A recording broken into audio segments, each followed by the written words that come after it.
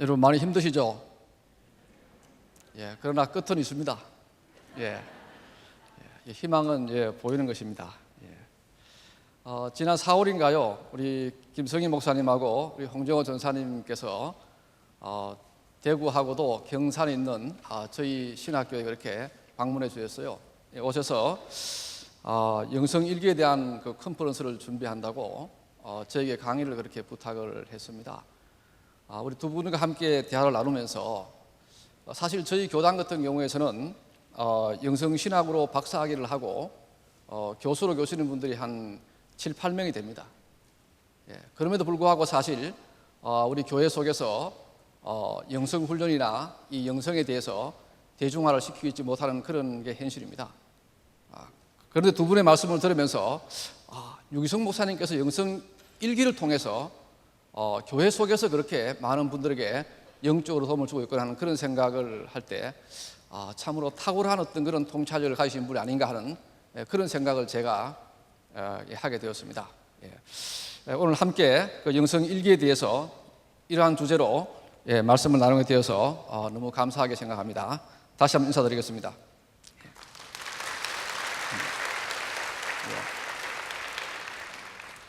저는 오늘 영성 형성, 영성의 자체가 어떻게 형성되는가, 내가 어떻게 형성되었는가 하는 영성의 가장 핵심적인 주제인 영성 형성의 관점에서 영성 일기에 대해서 한번 살펴보고자 합니다.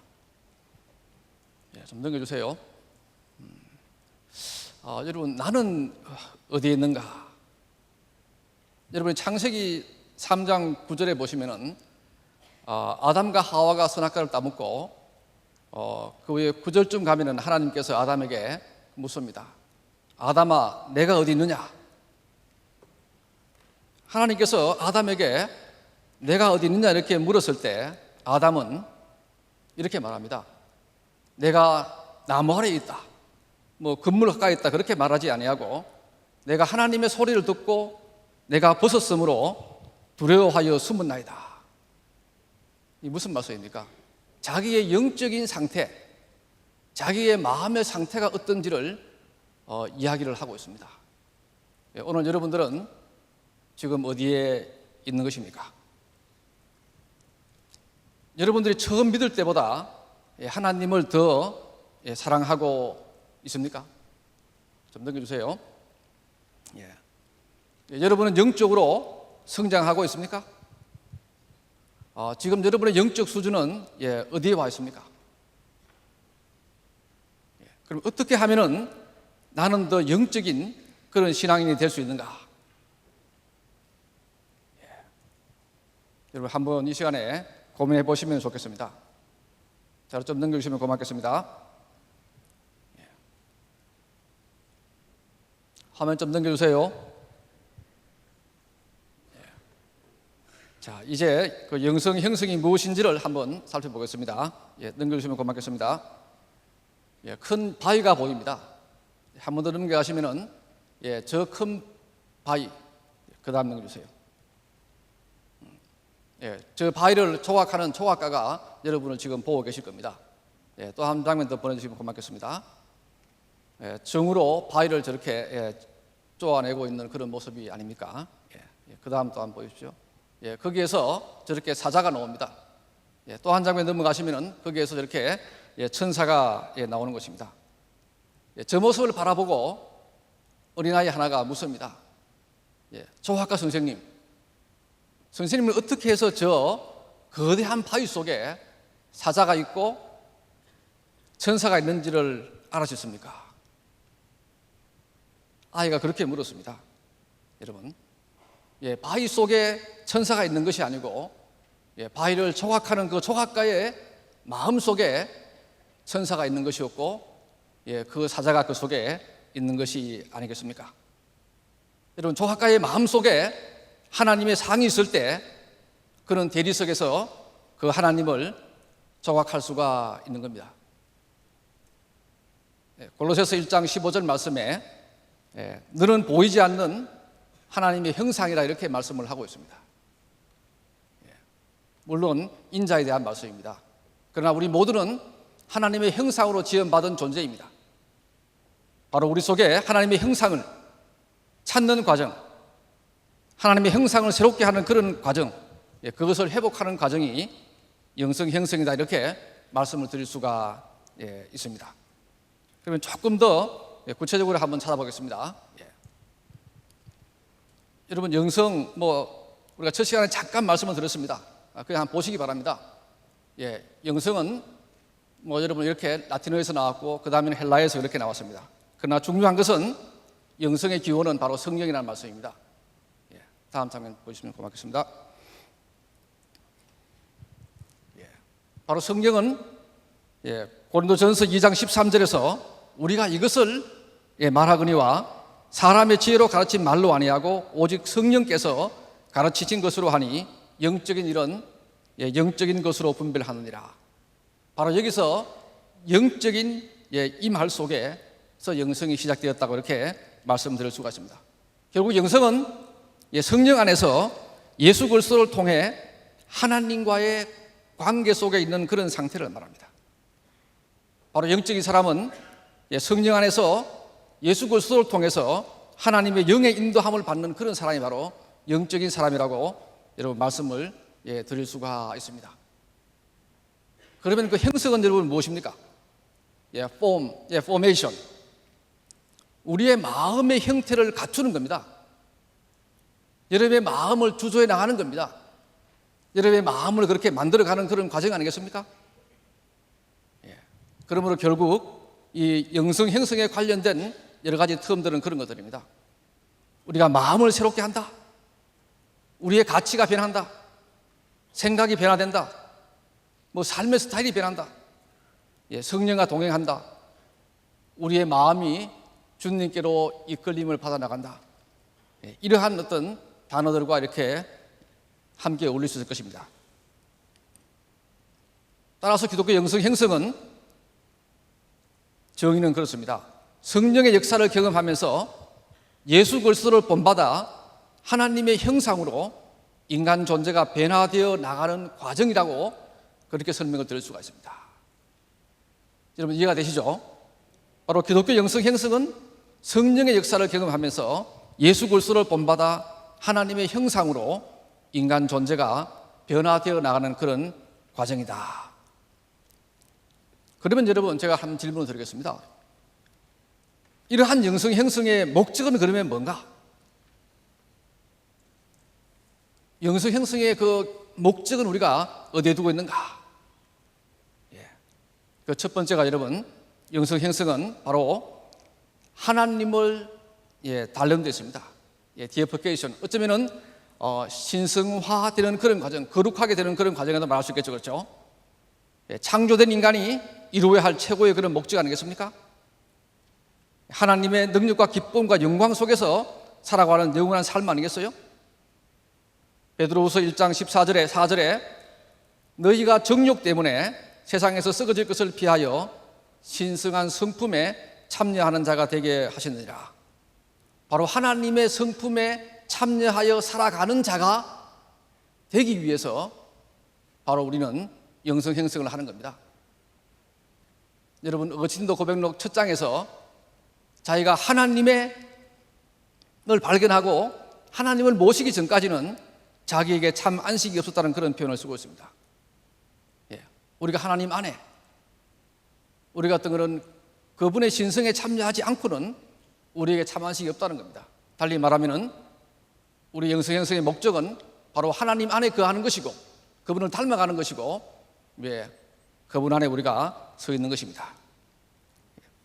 그 다음에 두 번째는 거룩이라고 말씀을 드릴 수가 있습니다. 여러분 거룩하다는 것은 무엇을 이야기하는 겁니까? 구별하다. 맞습니다. 그러나 구별은 우리가 더러움으로부터 스스로를 지킨다는 그런 개념이지 결코 세상을 등진다는 그런 의미는 아닙니다. 바로 흠없고 정결한 삶을 사는 것을 우리는 거룩하다 이렇게 말씀을 하고 있습니다. 그래서 베드로전서 1장 15절과 16절 말씀에 오직 너희를 부르신 거룩한 이처럼 너희도 모든 행실에 거룩한 자가 되라.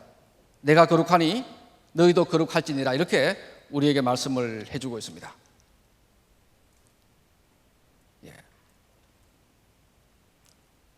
우리가 영성행성의 목적의 마지막 부분은 바로 완전입니다. 퍼펙션입니다. 바로 영적인 성장의 어떤 마지막 단계입니다. 많은 사람들은 초기 교부부터 현대 신학자까지 영적인 성장에는 단계가 있음을 우리에게 말하고 있습니다. 5세기 말에 위 디오니시오스는 그 단계를 정립했습니다. 정화의 단계, 조명의 단계, 완덕, 하나님과 연합하는 단계를 이야기를 하고 있습니다. 바로 여기서 말하는 이 완전은 하나님과 연합되어서 하나가 되는 그런 단계를 우리에게 말씀을 해주고 있는 것입니다. 성경도 마태복음 5장 48절에 그러므로 하늘에 계신 너희 아버지의 온전하신 같이 너희도 온전하라, 이렇게 우리에게 말씀을 하고 있습니다. 하나님을 닮고 거룩하고 완전한 사람이 어떤 사람일까요? 여러분, 요즘 세상에는 인성이니 성품이니 하는 말을 참 많이 사용하고 있습니다. 그러면 여러분, 어떤 사람이 성품 좋은 사람입니까? 어떤 사람이 인성이 좋은 사람입니까? 윤리학이나 교육학에서는 이런 말을 할 겁니다. 매사에 성실하고 불의 앞에 용기 있고 절제된 삶을 살고 다른 사람을 배려하고 예의를 갖추고 다른 사람이나 동물과 자연까지도 공감할 수 있는 그런 마음을 가진 사람, 이런 사람이 성품이 좋은 사람이다, 이런 습관을 훈련해야 된다, 그런 말을 할 겁니다. 그러면 여러분, 성경은 무엇이라고 우리에게 말씀을 하고 있습니까? 그것은 다른 것이 아니고 우리가 갈라디아서 5장 22절과 23절 말씀처럼 성령의 9가지 열매일 것입니다. 성령의 열매는 사랑과 기쁨과 화평과 오래 참음과 부드러움과 선함과 믿음과 온유와 절제니 이 같은 것을 대적할 법이 없느니라.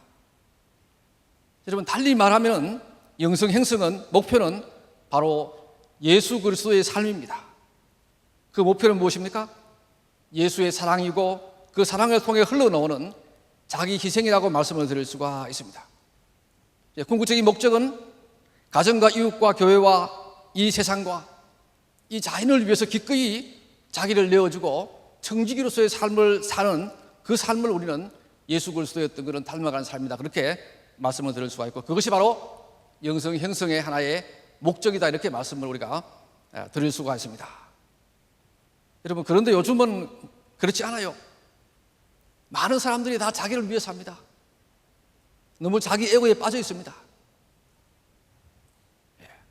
그래서 얼마 전에 좀 전에 나온 그 한병철 교수가 썼는 에로스의 종말이라는 책, 그분이 독일에 있는 대학의 철학 교수죠, 그렇죠? 그분이 쓰는 책들은 쪽쪽이 서울대학에 있는 동문학 교수가 번역을 합니다. 그분이 이 세대의 문제를 사랑이 끝났다는 겁니다. 사랑이 없다는 겁니다. 왜 사랑이 없느냐? 내가 자녀를 사랑해도 내가 좋아하는 자녀를 사랑합니다. 공부 잘하는 자녀, 말 잘 듣는 자녀, 내가 좋아하는 자녀. 아내를 사랑하도 나에게 좋게 보이는 아내를 사랑합니다.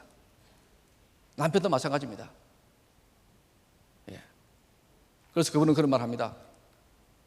내가 좋아하지 않은 아내의 모습도 하나님이 주신 모습이다. 그것조차 사랑할 줄 알 때 그게 참 사랑이다. 나와 다른 사람,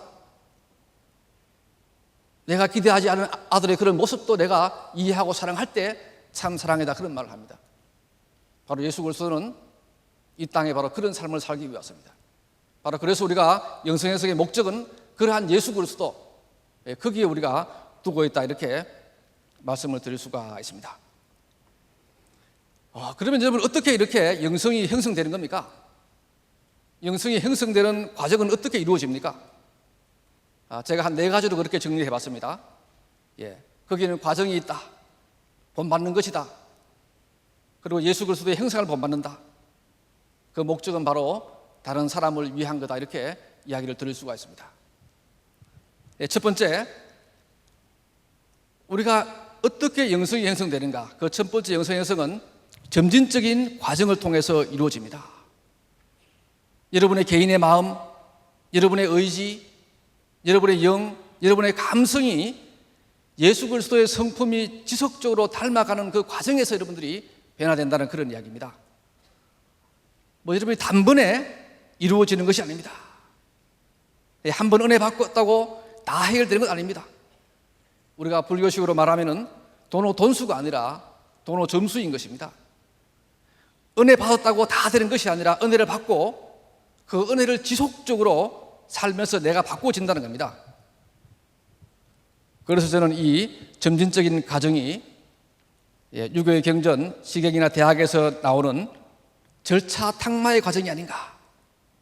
옥도를 자르고 줄로 썰고 끌로 쪼고 갈아서 빛을 내듯이 우리가 성령 안에서 예수 그리스도를 바라보면서 우리를 이렇게 훈련시켜 나가는 그런 하나의 과정이 바로 영성 형성의 과정이다, 이렇게 말씀을 드릴 수가 있습니다. 성경은 그렇게 말합니다. 내가 이미 얻었다 함도 아니요 온전히 이루었다 함도 아니라 오직 내가 잡은 줄로 여기지 아니하고 오직 한 줄 뒤에 있는 것을 잊어버리고 앞에 있는 것을 잡으려고 표대를 향하여 그리스도 예수 안에서 하나님이 부르신 부름의 상을 위하여 달려가노라. 여러분, 이 구절을 가지고 초대교회의 위대한 교부였던 니사의 그르고리는 하나의 신학을 만들어냅니다. 그의 책 모세의 생애에서 에펙타시스란 신학을 만들어냅니다. 바로 우리의 영적 여정은 점진적으로 이루어지지만은, 단계는 있지만은, 그러나 점진적으로 이루어진다, 그런 표현을 그분은 쓰고 있습니다. 바로 영적인 여정에서는 끝없는 자기의 정진의 시간임을 우리에게 이야기를 해주고 있습니다. 두 번째 그 과정은, 영성 행성은 무엇을 본받는 것입니다. 뭔가를 본받는 것입니다. 물론 이 과정이 자기의 노력으로 본받는다, 그것보다는 바로 본받아지는 것이다, 그렇게 말씀하는 게 더 옳겠죠. 그렇죠? 바로 빌립보서 2장의 말씀처럼 우리가 스승을 우리가 본받지 않습니까? 그의 가르침에 따라서 우리가 사는 것이 제자 아니겠습니까? 따라서 영성 형성은 우리가 바로 본받아 사는 것, 따라 사는 것, 제자로 사는 것이라 그렇게 말씀을 드릴 수가 있겠습니다. 그러면 제자는 누구를 본받습니까? 우리는 누구의 제자입니까? 그 세 번째가 본받는 대상은 바로 예수 그리스도의 형상입니다. 예수 그리스도 아니겠습니까? 빌립보 2장 5절 말씀처럼 너희 안에 이 마음을 품어라. 그 그리스도 예수의 마음이니 그는 하나님의 본체이시나 하나님과 동등됨을 취할 것으로 여기지 아니하시고, 이렇게 우리에게 말씀을 하고 있습니다. 우리가 하나님의 형상으로 만들어졌기 때문에 바로 우리가 그분을 본받아야 한다, 이렇게 말씀을 하고 있습니다. 그러면 여러분, 마지막으로 이 본받는 그 결과는 어떻게 되는 겁니까?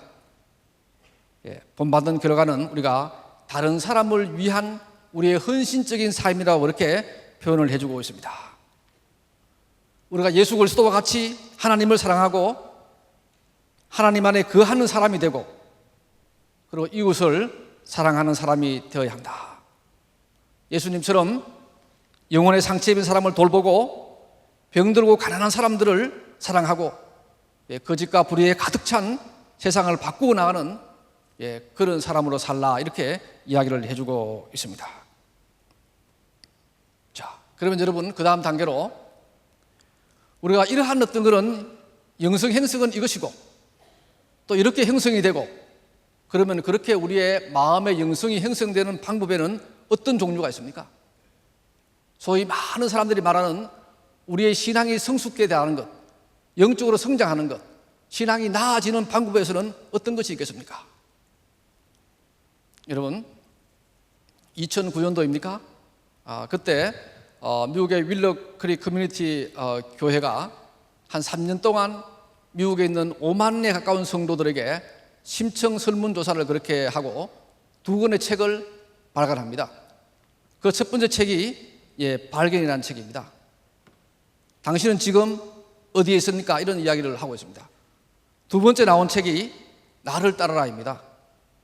당신의 다음 단계는 무엇일까 하는 그런 내용입니다.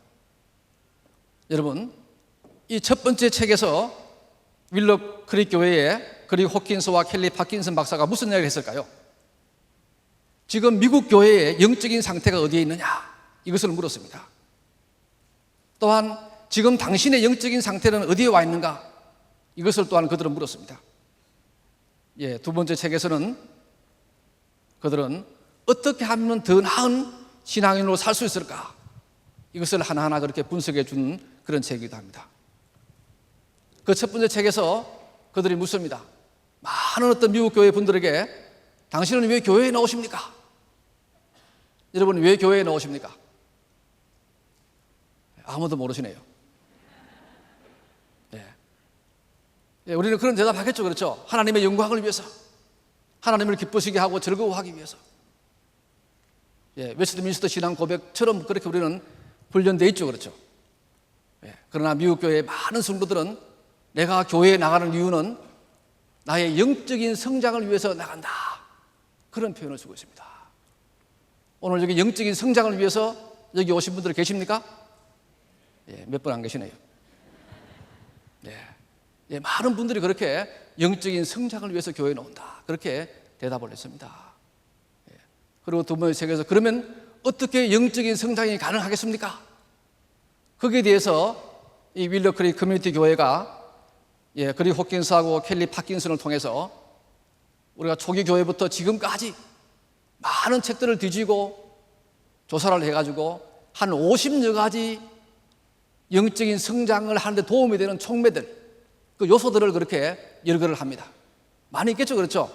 뭐 예배도 있겠고, 뭐 기도도 있겠고, 봉사도 있고, 헌금도 있고, 헌신도 있고, 그 종류가 참 많습니다, 그렇죠?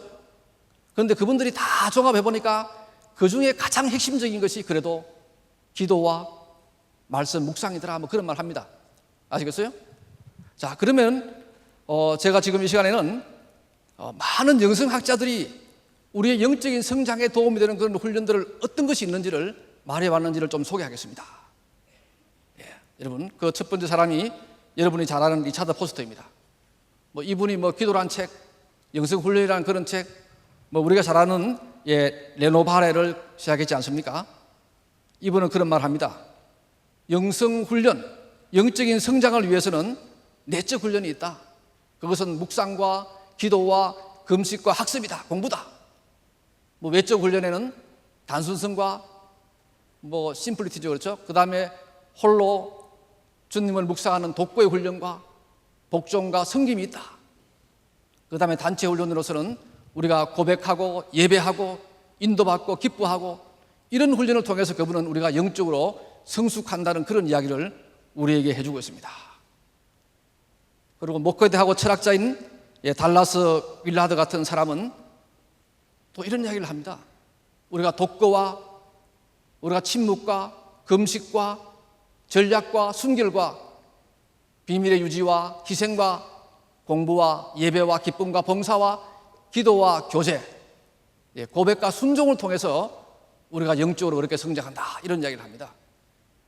지금 여러분들 다 하고 계시는 겁니까? 다 하고 있습니까? 많은 부분을 하고 있죠, 그렇죠? 그러나 어떤 부분은 아직 우리가 시작을 못 하시는 분도 계실 겁니다. 그러나 그분들이 영성을 연구하면서 이렇게 이야기를 하는 겁니다. 세 번째는 미국 선교사인 메저리 톰슨에 대한 이야기입니다. 서울피스트에서 그는 이런 말을 합니다. 영적인 성장을 위해서는 영적인 독서가 필요하고 기도가 필요하고 공중 예배가 중요하고 금식이 필요하고 우리의 마음을 살피는 것이 필요하고 또한 고백이 필요하고 늘 깨어있는 것이 필요하고 또한 영성 기도가 필요하고 다른 사람을 환대하는 것이 필요하고 규칙적인 그런 신앙생활 하는 게 중요하다, 뭐 이런 이야기를 합니다. 바로 우리가 기도와 묵상과 독고와 금식 뭐 이러한 훈련을 통해서 우리가 영적으로 성숙된다는 그런 이야기를 이분들이 해주고 있습니다. 자, 이제 제가 그 다음으로는 그러면 이런 것을 통해서 우리의 무엇이 형성되는가? 이걸 통해서 우리의 어떤 그런 마음의 어떤 것이 바뀌어지는가? 이런 여러 가지 영성 훈련을 통해서 우리 마음속에서 바꾸어지는 것이 뭘까? 로버트 머럴랜드 같은 사람은 영성여행 길잡이라는 그런 책에서 그런 말을 합니다. 이분이 그 준비한 책은 그겁니다. 미국에 있는 감리교 연례총회에서 그 총회를 위해서 그렇게 준비한 책이에요. 여기서 그분은 우리가 어떤 걸 뭔가를 이분은 뭐 외향성, 내향성, 감지력, 직관, 우리의 생각, 우리의 느낌, 우리의 판단, 우리의 지각 이런 것들을 바꿔내야지만은, 이런 것들을 예수 그리스도였던 그런 모습으로 바꿔내야지만은 우리가 영적인 삶을 살게 한다. 달리 말하면 행동에 앞서 우리의 존재가 있다. 우리의 존재가 바뀌어져야지만 행동이 나온다. 물론 행동이 또한 존재를 만들기도 합니다. 그러나 기본적으로는 우리 안에 있는 이런 감성적인 부분, 의지의 부분, 우리의 마음의 부분, 공감 능력의 부분, 이런 부분이 바뀌어져야 한다는 그런 이야기를 하고 있습니다. 달라스 윌라드 같은 경우에서는 우리의 생각이 변해야 된다. 우리의 감성이 바뀌어야 된다. 우리가 무엇을 선택하는 것든 그 능력을 우리가 바꿔내야 된다. 그 다음에 우리가 이 육체를 이해하는 것, 우리의 죽음과 삶과 질병을 이해하는 방식을 바꿔야 된다. 또한 우리의 사회적인 어떤 그런 환경들을 예수 그리스도의 어떤 그런 성경의 법대로 바꿔내야 된다. 또한 우리의 영혼이 맑아져야 된다. 그런 표현을 우리에게 쓰고 있습니다. 그 내용을 보시면은 생각, 개념을 만들고 판단하고 추론하는 능력이 세상을 위한 것이 아니라 하나님께서 원래 주신 그 모습으로 바꿔야 된다. 감성, 우리의 느낌과 감성의 작용이 내 마음대로 나온 것이 아니고 그리스도의 그 자비와 그리스도의 그 온유하심을 통해서 나오는 모습들, 내가 의지하고 결정하는 능력이 또한 바뀌어야 된다. 또한 육체적인 어떤 그런 우리의 부분들, 그런 이야기를 하고 있습니다. 그리고 마지막으로 이 다이앤 챈들러 같은 분은 그런 이야기를 합니다. 7개의 다이멘션이 우리 속에 있는 능력이 바꾸어져야지만은 우리가 영적인 삶을 살 수가 있다. 우리가 영성 훈련을 통해서 바꾸어지는 것은 바로 이 7가지 우리 내면에 있는 다이멘션이다. 그런 표현을 쓰고 있습니다. 바로 그것이 첫 번째가 영에 대한 부분입니다. 우리의 신앙에서 가장 중요한 부분이 바로 영이다. 그런 이야기를 하면서 바로 우리가 기도와 묵상을 통해서 우리의 영이 바꾸어지는 그런 부분을 이야기를 하고 있습니다. 그 다음에 우리 이모션입니다. 우리의 감정이 지금의 감정이 아니고 우리가 하나님께서 원래 창조한 그 감정의 모습으로 바뀌어야 된다. 우리의 지금 관계에 대한 부분도, 릴레이션십에 대한 부분도 바뀌어야 한다. 그 다음에 우리의 어떤 그런 지성에 대한 부분도, 또한 소명에 대한 부분도, 또한 육체의 건강에 대한 부분도, 자원 관리의 책임에 대한 부분도 바뀌어야 된다. 그런 이야기를 우리에게 해주고 있습니다. 자, 여러분, 이제 그러면 제가 지금까지 살펴본 내용이 바로 영성 형성이 무엇인지, 무엇이 바뀌는지, 어떻게 바뀌는지 그런 이야기를 제가 했습니다. 그러면 지금부터는 영성 일기에 대한 이야기를 하면서 영성 일기와 영성 형성이 얼마나 다르고 얼마나 같은지 여러분들이 한번 보시기 바랍니다. 여러분, 영성 일기란 무엇입니까? 영성 일기는 일어난 일에 대해서 자신의 감정, 사고, 태도, 신념 등을 숙고하면서 우리가 쓰는 그런 행위입니다. 여러분, 영성 일기는 자기 내면에서 자기와의 친밀한 대화가 진행되고 그 진행되는 대화를 우리가 알아채면서 글을 쓰는 하나의 자기의 수행, 자기 훈련 과정입니다. 영성 일기는 하나님과 대화 또는 하나님을 의식하면서 자신의 내면의 움직임을 찾으면서 여러분의 내적 상태를 그렇게 글로 옮기는 하나의 영성 훈련입니다. 다 이렇게 하고 계시죠? 그렇죠? 이렇게 이해하고 있죠? 그렇죠? 끄떡끄떡 하시네요. 그렇죠? 무엇입니까? 영성 일기는 일기를 쓰는 동안에 하나님 안에서 자기를 발견하고 자기의 생각이 옳고 그름을 알아차리고 잘못된 판단과 잘못된 생각을 가려내고 우리의 감정을 순화해서 바로 예수 그리스도의 성품으로 우리가 변화되어 가는 하나의 영성 형성의 과정이다. 이렇게 여러분에게 말씀을 드릴 수가 있습니다.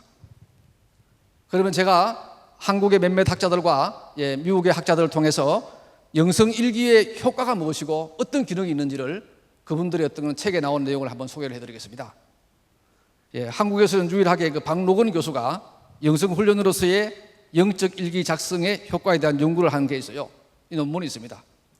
여기 보니까 영성 일기의 효과와 기능은 첫 번째로 우리의 마음의 상처를 치유한다는 겁니다. 일기를 쓰는 동안에 여러분의 마음의 상처가 치유된다는 거예요. 두 번째는 여러분의 신체가 더 건강하게 회복된다는 겁니다. 이 이야기는 미국의 많은 병원들에서 검증된 내용들입니다. 그 다음에는 긍정적 자아 개념이 형성되고 자존감이 정진된다는 그런 이야기를 해주고 있습니다. 유기성 목사님은 영성일기라는 책에서 그런 말을 합니다. 영성일기를 쓰게 되면 예수님을 사랑하게 된다. 예수님을 바라보게 된다. 예수님과 동행하게 된다. 우리의 마음의 상태를 알고 마음을 지킬 수 있게 된다. 또한 예수님과 일치된 삶을 살게 된다. 그리고 삶의 변화를 받는다는 어떤 그런 표현을 통해서 바로 영성일기의 신앙생활의 유익함을 우리에게 그렇게 책을 통해서 말씀해 주었습니다. 그리고 미국의 학자 볼드본 같은 경우는 이런 말을 합니다. 영성일기를 쓰는 동안에 첫 번째, 내 자아를 발견하게 된다.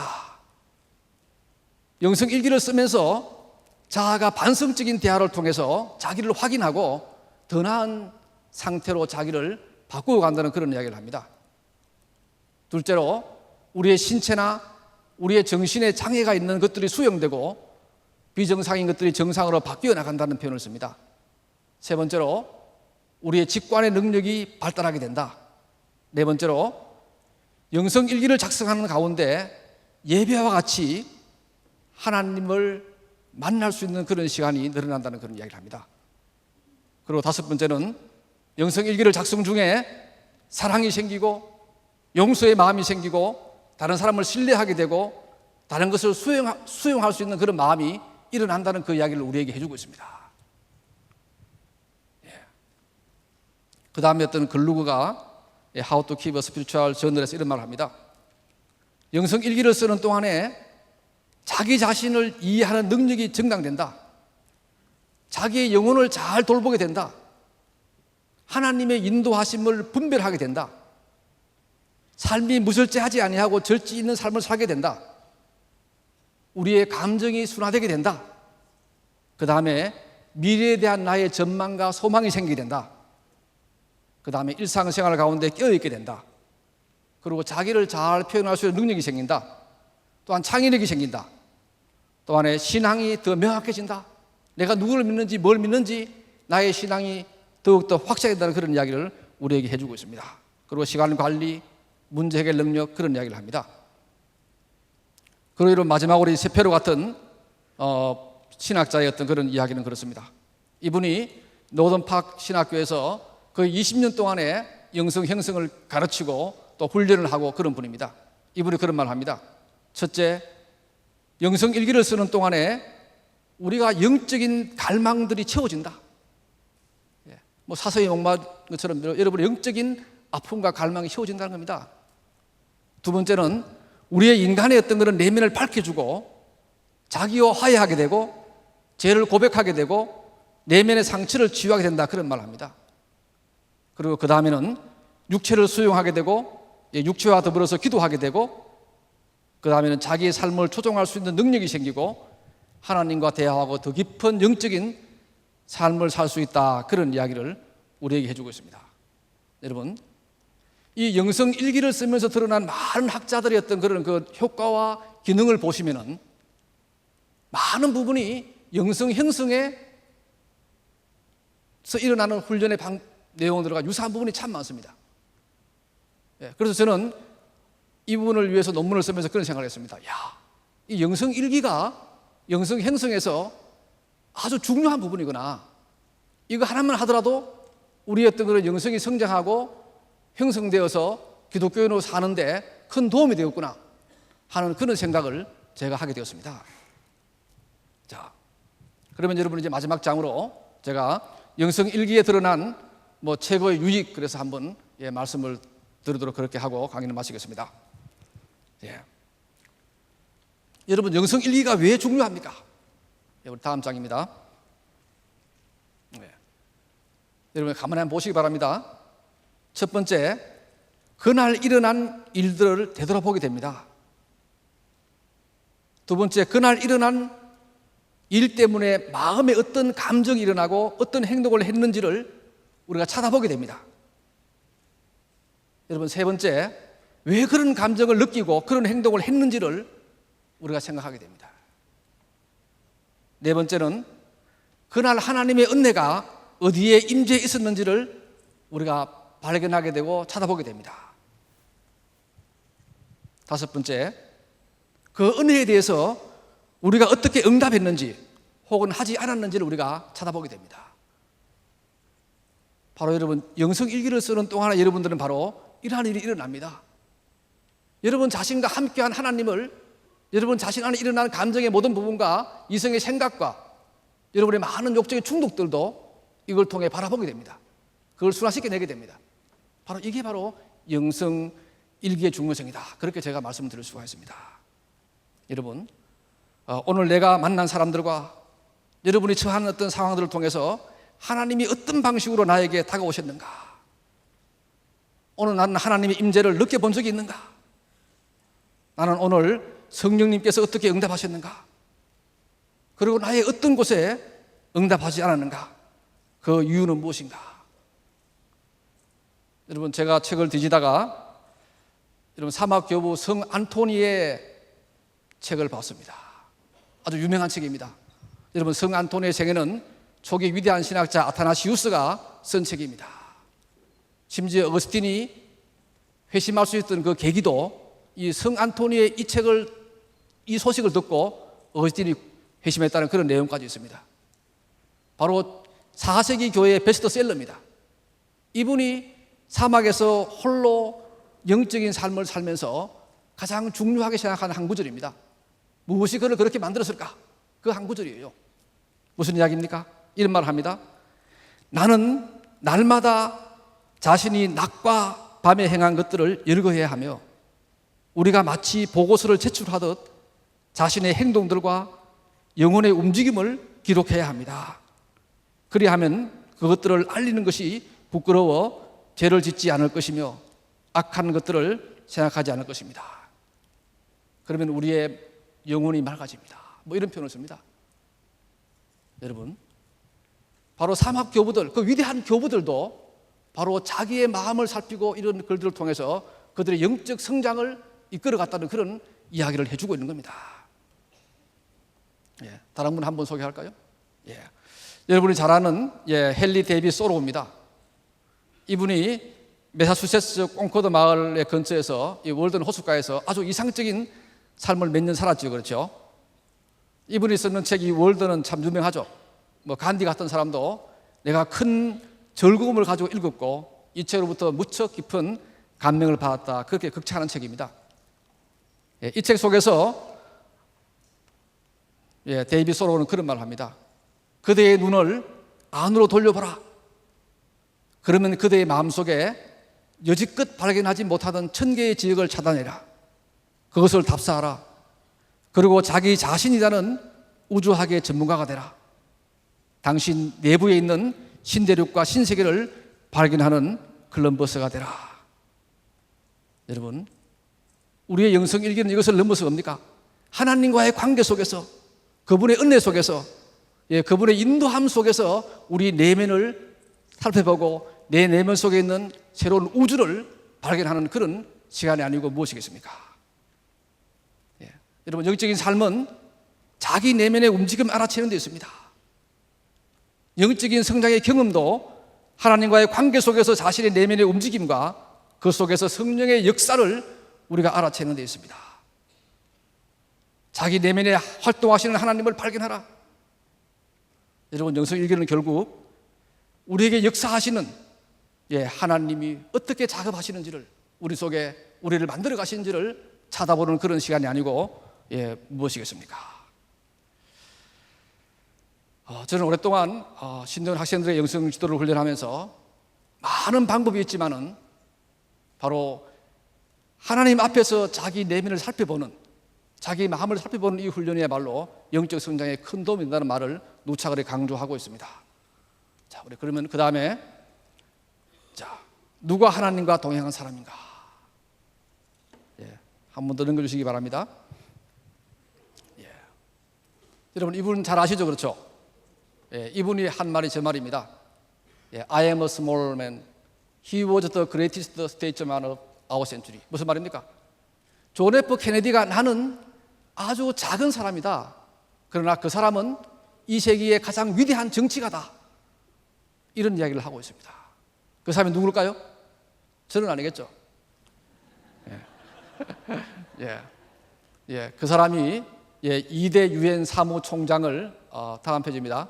지냈던 분입니다. 다크 한마르 퀼트란 분입니다. 뭐 타임지의 표지로 3분 정도 나왔으면 대단하죠, 그렇죠? 이분이 죽고 난 뒤에 노벨 평화상을 그렇게 받은 분입니다. 예. 이분이 쓰는 많은 어떤 그런 책들이 있어요. 그런데 이분이 죽고 나서 우리가 남긴 책 한 권이 있습니다. 한번 넘겨볼까요? 바로 그 책이 이 마킹스입니다.